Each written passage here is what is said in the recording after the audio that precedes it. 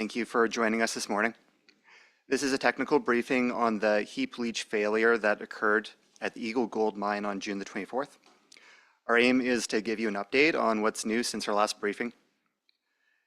As we've said before, we appreciate that many people have questions and concerns about the situation. We don't have all the answers at this point, but we're here to share what we do know. This is our third media briefing since the failure occurred. We're still working out the best approach to provide updates to the public. After hearing many requests from people to be able to tune in into the technical briefings, we've decided to broadcast this on Facebook today. At some point, we won't have enough of an update to warrant holding a full news conference every week. We're looking at different ways to provide more information online. I'd like to introduce our speakers, who will offer some introductory comments before opening the floor to questions. John Stryker is Minister of Energy, Mines and Resources. Aaron Dowd is our Acting Director of Mineral Resources. Sevan Bonnet is with our Compliance, Monitoring and Inspections branch. He's the Manager of Major Mines and Operations North. From Health and Social Services, we have Benton Foster, Director of Community Health Programs. Joining remotely, we have Dr. Sudit Ranade, our Chief Medical Officer of Health. And we also have with us Tyler Williams, a water resources scientist from the Department of Environment. We'll begin with Minister Stryker.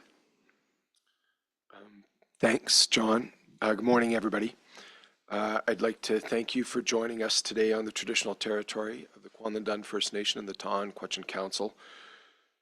Today we're discussing an important matter involving the traditional territory of the First Nation of Nacho-Naik-Dun. I'd like to begin by addressing the deep concerns that we all share following the recent heap leach slide at Victoria Gold Corporation's Eagle Gold Mine. This incident has understandably raised alarms across our territory. We're all concerned about the potential impacts on the land, water, wildlife, economy, and the fabric of Yukon life for today and future generations.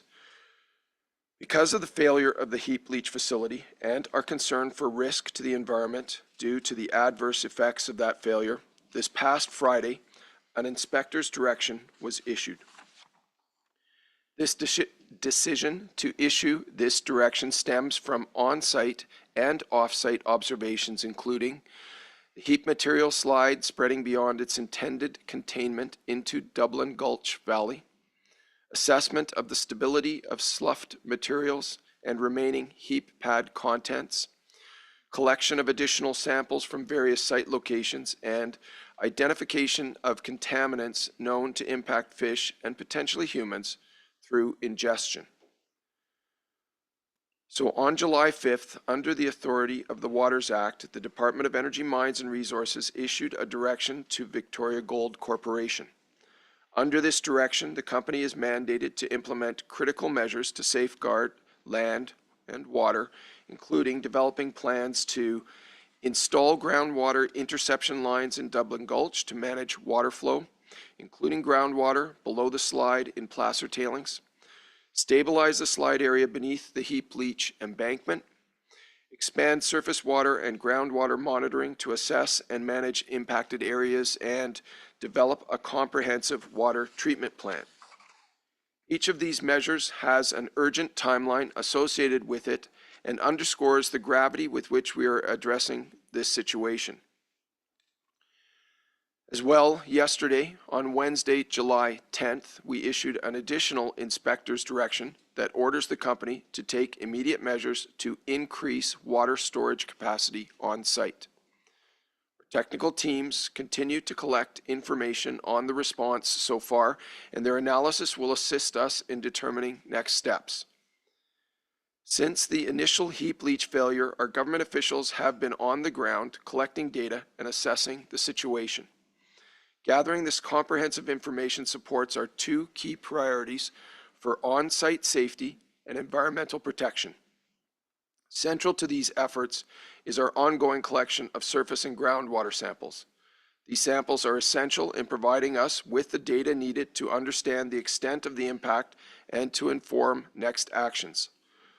Officials from Energy Mines and Resources and the Department of Environment staff were on site last week and this week to take more surface and groundwater samples. Last week, we shared with you that we had one sample of concern taken from Haggart Creek near the mine site, which showed a cyanide level of 0.04 milligrams per liter, which is above aquatic health guidelines. Last Friday, we received another test result from Haggart Creek, 2 kilometers downstream from the mine.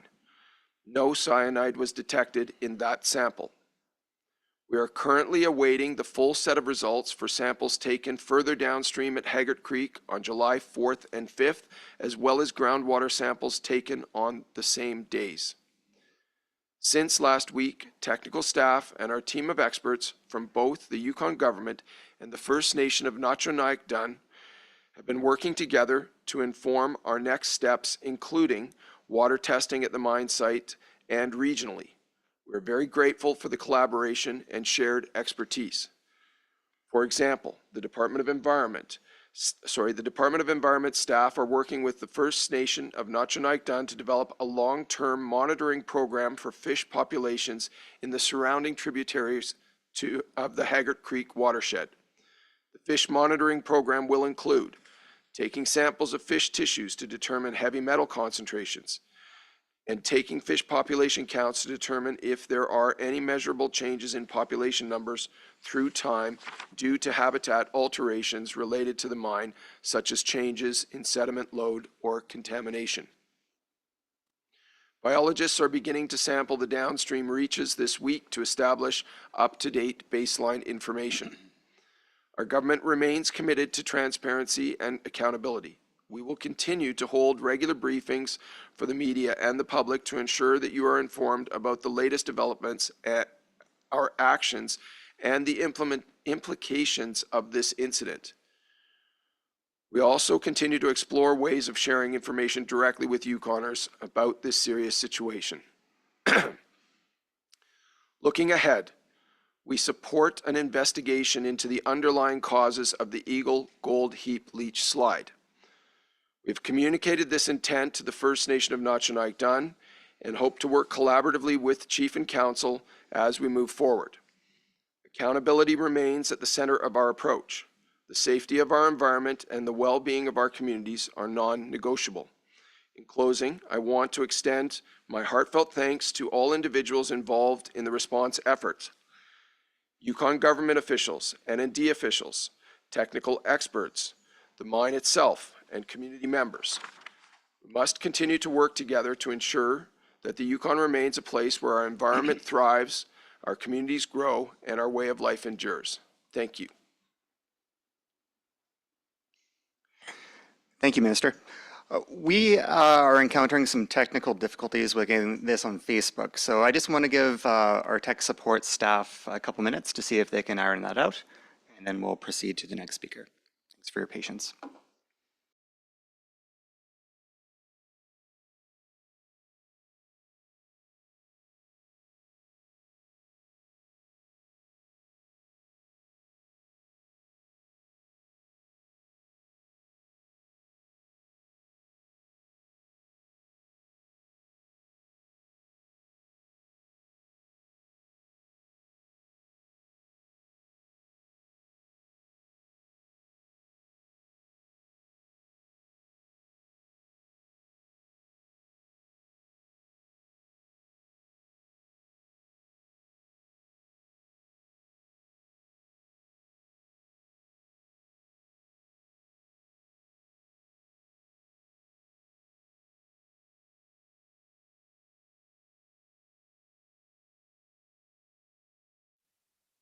Okay, thank you for bearing with us. And if you're trying to join us on Facebook and you got cut out, I'm sorry about that. We'll post a full recording later. Did we lose him again? Okay. Let's just proceed to posting a recording afterwards so we can keep the show on the road. Next up, we have remarks from Benton Foster, Director of Community Health Programs. Good morning, everyone. The Department of Health and Social Services continues to review the water quality data from samples taken both at sites on-site and downstream as it becomes available. Based on our analysis of the available data and the location of the mine site, we believe that the risk to human health of users downstream, specifically along Haggard Creek and in the area downstream of both the McQuestion rivers, is very low. We are working with a consultant who has expertise in conducting human health impact assessments. The purpose of this work is to review the current situation specifically with regards to human health. The assessment will assist in determining next steps to understand and address any potential or long-term effects on people who use the water downstream. While we conduct this assessment, and out of an abundance of caution, we are recommending that those who are using the Haggard Creek area immediately downstream of the site avoid consumption of water or fish from that area. Working with Department of Environment and the First Nation of Notcho-Naik-Dun, signage will be posted notifying users of this recommendation in the immediate area. If individuals have questions or concerns about water quality, we invite them to contact Environmental Health Services at environmental.health@yukon.ca or by calling 867-667-8391. Thank you. Thank you, Benton. We also have a couple comments from Tyler Williams. He's a water resources scientist from the Department of Environment. Thanks, John. I'd like to speak to water sampling results that were collected on June 25th and 26th. So in addition to the water chemistry samples, we collect samples and water sent down to the labs that are tested for acute effects on fish. And so in this case, the lab exposes juvenile rainbow trout to water that was sampled, and they observe those fish for 4 days to observe any mortalities or changes in fish behavior. As such, these are acute tests, and they form a piece of the larger picture on water quality and impacts to the environment. The two results on June 25th and 26th, one collected from Dublin Gulch on the 25th and one from Haggard Creek on the 26th, showed no effects to fish and no fish mortalities. I should also note that these are a standard test, and it's part of the regular monitoring that's required at the mine site and is part of the water license. Okay. Thank you for that, Tyler. We will now open the floor to questions. We will begin with reporters in the room, then turn to reporters joining remotely. If you are joining remotely, if you could please indicate that you have a question that you'd like to ask. If you're in the room, if you could please relinquish the mic when you're done. If this time at the end, we'll take follow-up questions. Any takers? Jim, Yukon News.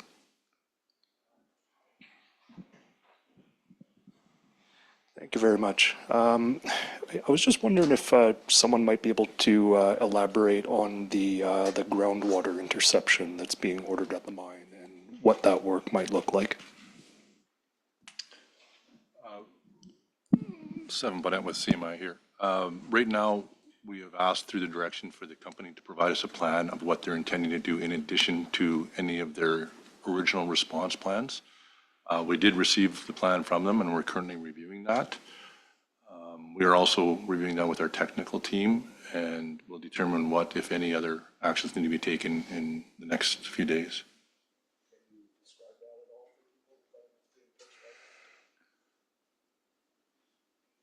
Like I said, we're still reviewing that with our technical team, and I'm not in a position to speak to that right now. Thanks.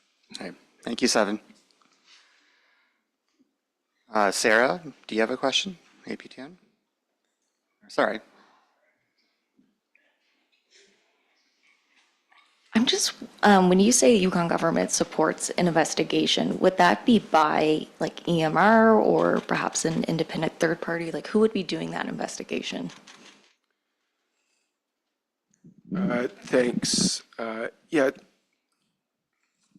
Look, I think there's always going to be a range of ways in which this is happening, but first and foremost, what I want to say is that I wrote back to chief and council to say, hey, let's work together to decide what that investigation would look like.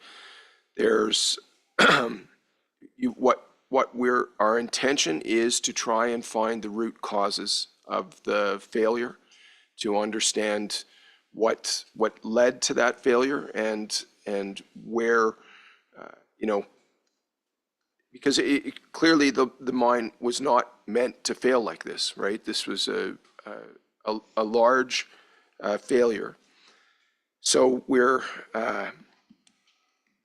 we will do our own work, of course, but I think it's all about making sure that we bring on some folks from external to take a look at what's going on. Like, for example, on the day of the incident, I was talking with the executive director of Nutchanaik Dun, and he wanted to know who we were going to bring on as a heap leach expert. And so we were in the process of contacting potential experts. We secured them, I think, by the next day or maybe the 2 days.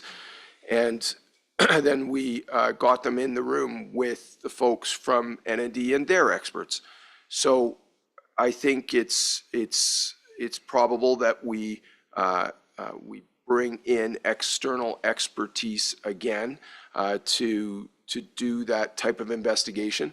But to begin with, I want to work with NND to see what they think would be an appropriate approach to ascertaining the underlying causes. And I would not be surprised if it was involved some of that external expertise. Thank you, Minister. Do you have Macklem over at CKRW?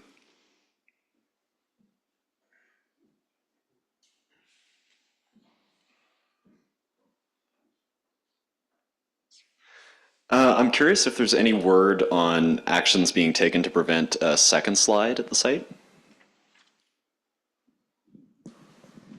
So this is something that we are working with our technical experts on and finding appropriate mitigations and measures that should be put in place. And part of the inspector's direction that was issued on July 5th included having a plan that would separate those the areas of the slide and reduce the risks for a secondary slide. Thank you, Aaron. Any other reporters in the room with a question? Jackie? Hi, kind of a two-parter. So the inspector's direction on July 5th, that's 11 days after the slide. Why did it take that long to issue? And the direction includes deadlines for 4 reports. You mentioned the groundwater one. Has the government received all of them at this point?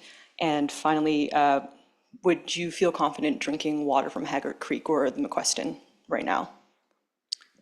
Turn to 7 to at least speak to the initial parts about the inspector's direction. Sure.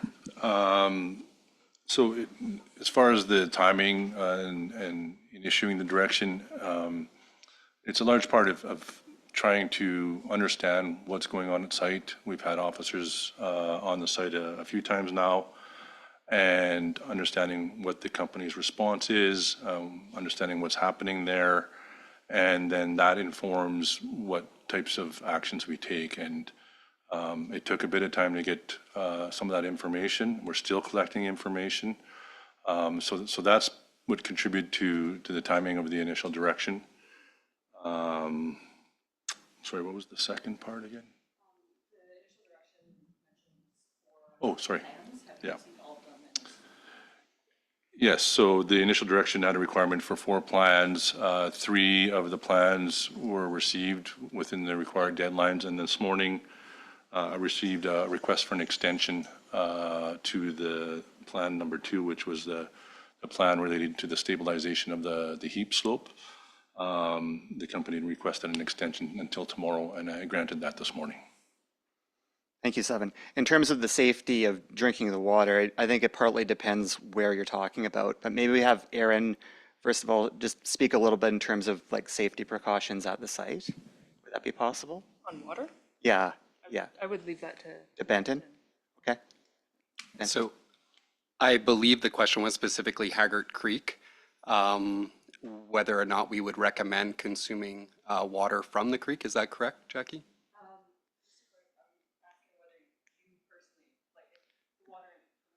If this was a glass of Haggard Creek water? So I will say that, like, from a health perspective, taking this glass and dipping it into Haggard Creek, regardless of what has happened on site and this event, I would not consume that water.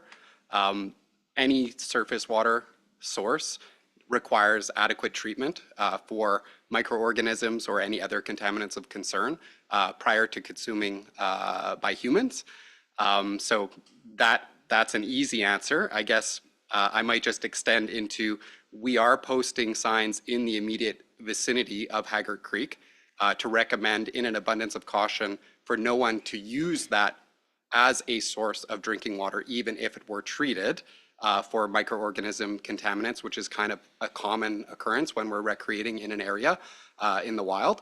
And so we are posting signs, mainly because there's a lot that we don't know about what's going on at this site, and ongoing sampling following a monitoring plan that might change over time will better characterize what's going on in that creek to understand what those contaminants of concern, both short-term and long-term. And it's not a static system. Water quality will be changing, and we only have samples taken at specific times. Thank you for That that. answers your question. That's great. Tim from the Yukon Star, do you have a question? Okay. This is probably a multi-part question, but I'm curious, it may be a little repetitive. How much has all this work cost so far? Who's paying for it? And is any of it coming out of the security deposit? Erin, do you want to begin? So I'll start with the security deposit. So right now, the company is on site taking actions, so we have not used the security for any of our work. And though the work that we've done to date is coming out of our budgets within our department and hiring the necessary expertise to support our response measures. Thank you, Erin. Stuart, do you have a question? Show FM. So following the directions that were received by Vic Gold, what's the, and I understand there are hard deadlines set for those, and even though they've, at least one of them has been extended, what is the penalty to Victoria Gold for missing those deadlines? Stefan? So I think in the simplest form, the failure to meet the requirements of a direction can result in charges. There's a number of factors that consider into that.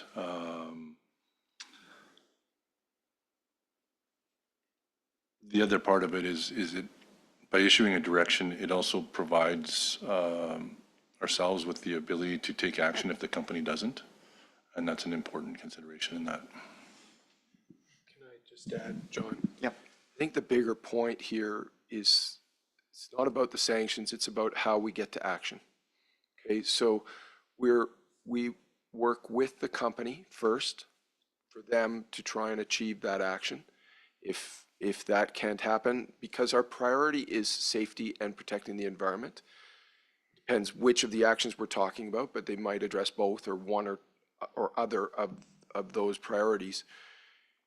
The route for us to go in and take action would be that we need to issue this direction first and foremost. And it's also the way in which we prepare if we are the ones who need to take that responsibility and step in and take those actions. These are the actions that are needed to protect the environment and protect safety. Full stop. It's not really as much about who does it. They just are the actions that our experts identified by coming in and looking at the situation and providing us with this is the best way to address the situation that we have in hand. And I think as a department, our responsibility is to prepare for whatever pathway we need to take in order to achieve that. Whether that is with working with the proponent first, Victoria Gold, or whether that is for us to step in. Thank you, Minister. We're going to move to taking some questions from reporters joining us online. Blair McBride from the Northern Miner. We'll give him a chance to get unmuted.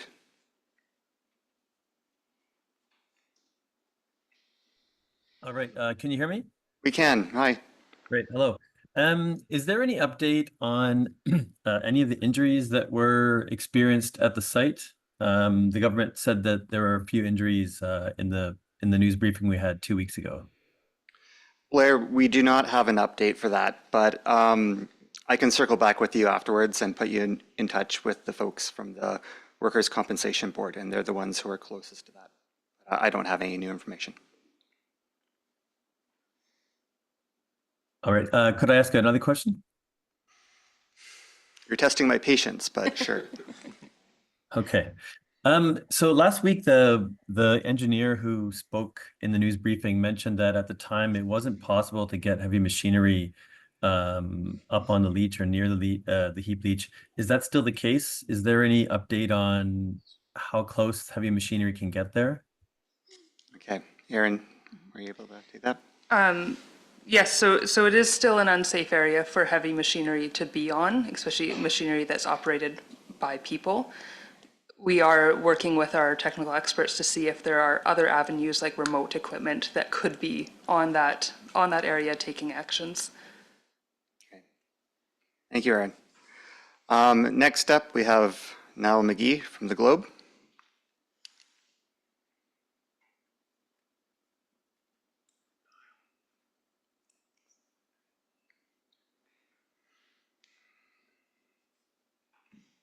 Hello, can you hear me?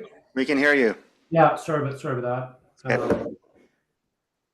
Yeah, I'd just like to follow up on the issue of who's paying for the cleanup. So it sounds right now like the company is paying and nothing has been drawn down from the 103 odd million. What has the company told you about its ability to finance the cleanup over the entirety of the duration, which, I mean, you guys will know better than me, but I imagine this is going to take months, a few months. As you probably know, they don't have a lot of cash. They have a huge amount of debt, and they're in default of their debt. So their debt holders will probably not want them to spend this money. They probably just want to get paid. So what has the company told you about its ability to actually finance the cleanup? And I mean, is the Yukon, it sounds like you are, but is the Yukon government willing to pay the entire remaining cost of cleanup if it comes to that? And can you give me some sort of rough estimation of how much this cleanup could actually cost? I think there probably would be a general idea at this point of what of the scale of it. Okay, so to be clear, we're not spokespeople for the company. But Aaron, do you have some thoughts that you can share? At this time, the company's on site taking the actions that have been directed to them. They are doing this. We do have financial security that's in place for this project. And like Seven has said, inspectors' directions, if they fail to meet those directions, we have the ability to step in and take the necessary measures. And that's what the security is there for. So until such a time that the company's not taking actions, we won't be drawing on the security. Thank you, Aaron. I see we have a question from Daryl Greer online. Yes, can you hear me okay? You can, yes. This is probably most appropriate for the minister. In a litigation involving the company and the water board a couple of years ago, the director of the water board said the company had saved millions of dollars through non-compliance of its conditions with its water license, specifically regarding the recontouring of slopes at the mine. Was that non-compliance that Mr. Lockwood had indicated ever remedied, to your knowledge? And if not, was that non-compliance perhaps, can a line be drawn to this incident through that non-compliance? Okay. Sounds like an awfully technical question to me. Minister, if you want, that's fine, but Aaron might have thoughts too. Yeah, no, Daryl, what I can say is that when we seek to investigate this, we will look for whatever we can to understand what the causes are. That was never drawn to my attention previously as some sort of risk, but I think that we will always look at the history. It is too early for us to say what the causes are.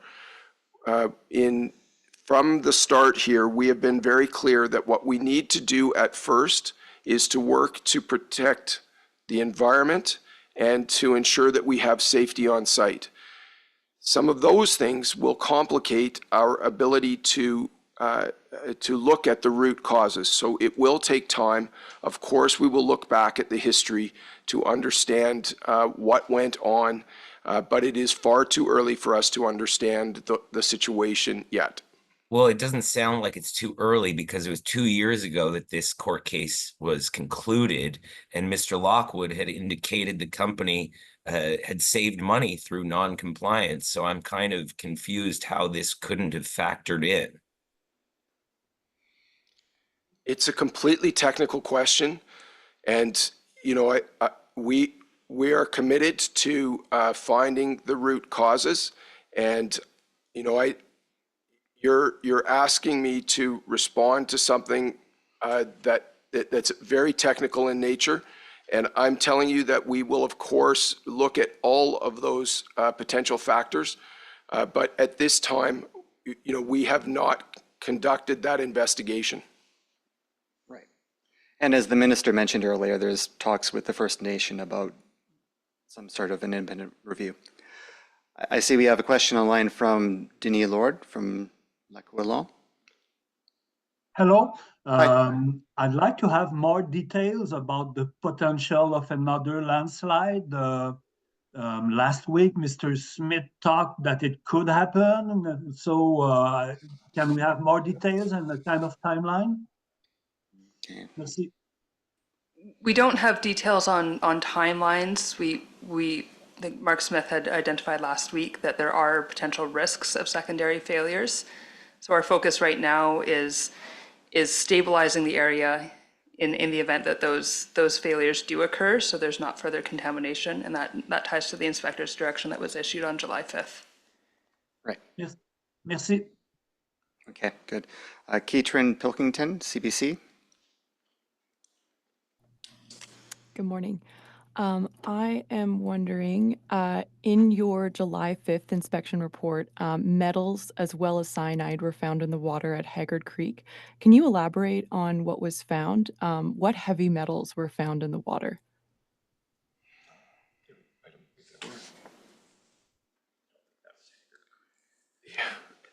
Katrin, I heard your reporting this morning on CBC. We haven't had a chance to follow up, but in the first samples that we got back, we did not see heavy metals in those samples. The concern that was raised was around cyanide.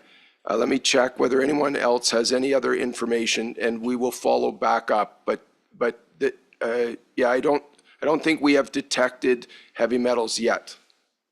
Yeah, I can just add on to that. I guess the June 25th and 26th samples in Haggard Creek were compared against water quality guidelines for aquatic effects, and none were above guideline, none were above the water quality objectives for Haggard Creek set in the site beyond the cyanide result. Thanks for that, Tyler. Okay. We have time for a couple follow-up questions, not for everyone, so trying to figure out how to do this in a fair way. But CBC just got a question. Radio Canada? Okay. Okay. Go ahead. Quelle est la gravité de la situation? Comment est-ce que votre gouvernement, combien inquiet peut-être vous êtes par rapport à la situation à la mine? Oui, c'est une situation significante et avec beaucoup de risques maintenant. Notre première priorité, c'est la sécurité des personnes qui travaillent au site de mine, même les fonctionnaires du gouvernement, de Première Nation, de Natchez-Nacton et gouvernement du Yukon, aussi les gens qui travaillent aux mines. La deuxième priorité, c'est la protection de l'environnement. Et le risque maintenant, c'est le roche avec le cyanide, solution qui ne reste pas encore sur le heap site. Alors, le problème, c'est avec le lot sous terre et le lot sur la terre. Et ça, c'est les deux choses en commence avec. Et ça, c'est la raison pour beaucoup des tests, beaucoup des locations aux mines, au le site de mines, aussi dans les ruisseaux et les rivières, on dit, mais downstream. Et ça, c'est la situation maintenant. Et ça, c'est la gravité de la situation. Et ça, c'est la cause pour beaucoup de gens qui en mobilisent, aussi les experts, et pour répondre à la risque. Okay, thank you, Minister. We're going to go to Niall with the Globe and Mail online. Thanks for that. In terms of the verified water samples that you guys have gotten back and given the results for, it sounds like it's a small number of samples, maybe 4 or something like that. Maybe correct me if I'm wrong on that. But like, how accurate a picture do we have of the situation with that small number of samples? And how many samples is actually needed to have a really accurate picture of either widespread contamination or not? Like, how much samples do we actually need to have? Thank you. Yeah, I'll start off, I guess, with some clarification on how many we've taken and what the plan is in the monitoring plan. So yes, there's those samples taken on June 25th and 26th. And the samples we're waiting for from July 4th and 5th, there's at least 4 samples taken in Haggard Creek in those 2 days, as well as groundwater, as well as seeps. And then there's been sampling this week on July 8th and 10th. So the monitoring plan that's in place right now includes some locations sampling every 2 days. So based on the review of our department technical experts, EMR's consultant experts, and consultation with NND, that's what's been determined for the monitoring plan at some locations. Other locations, less frequently. Thank you, Tyler. Benton, any additional thoughts? Or? Yeah, and I guess to the point of how much data like this we will be monitoring for a long time. It's going to take a lot of data to paint a picture. The longer we monitor, the more clear of a picture we're going to have. Okay. Jim, did you have your hand up earlier? Thanks again. I was just wondering if there's any indication of whether the containment dams that were constructed in the days following the slide are at risk from secondary landslides. I can't answer that to say for certain. They are within the area where the slide did occur, and we have identified risks in that area, and we're identifying the mitigation measures that would be necessary to make sure that a secondary failure doesn't result in any further contamination. Just quickly, as a follow-up, like, is there a plan in place to reconstruct those dams should that happen? Is there any indication about how quickly that could be done?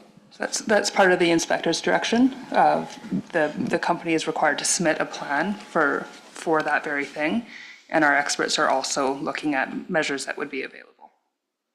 Thank you, Aaron. Blair McBride online has a question.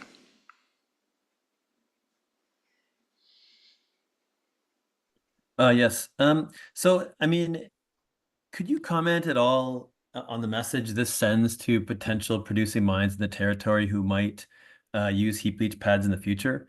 Might the territory tighten its regulations on heap leach operations? Sure. I think absolutely we're going to need to be reviewing.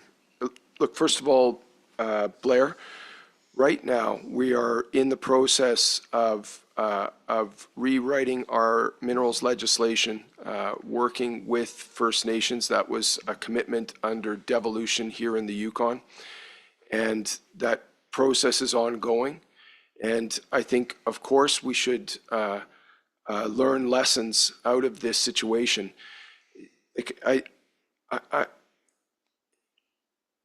We never want a mine that fails like this. This should not be. This type of situation is if we're not relaying how serious we think this situation is, let me just emphasize the point. It is completely serious, and no government, no First Nation government, no mine company wants this type of failure. So we must do all we can to make sure that that is not a risk. Now, I sense that it will go beyond heap leaches. I think we will be looking at safety in general around our mines, and it's one of the things that mine companies are always seeking, is how to make sure that mines are safe. Good. Thank you, Minister. I think we have time for one last question in the room here. Sharon FM.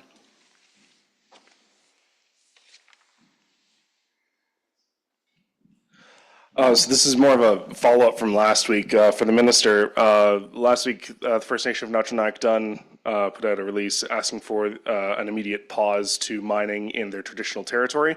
In the last week, have you given that any more thought? Are we any closer to an answer on that? Thanks, Stuart. Yeah, the Premier wrote back to